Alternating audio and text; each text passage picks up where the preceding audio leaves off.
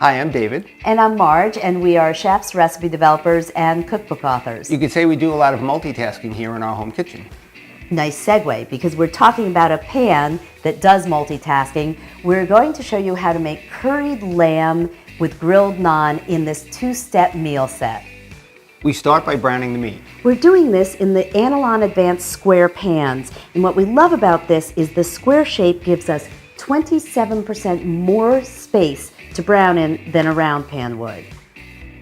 Once the meat is browned, we take it out and add this incredible combination of cumin, turmeric, coriander, mustard seeds, cayenne, and the Indian spice blend garam masala.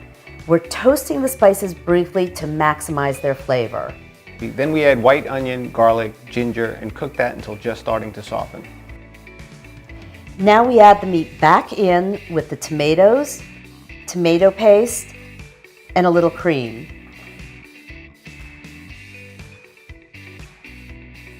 We're going to put this lid on, which we'll later use to grill the naan, and cook it gently over medium-low heat until the meat is incredibly tender and the sauce is thickened. And tasty. Okay, it's just about time for dinner, so let's use this lid, which is the grill pan, and we're going to grill the naan.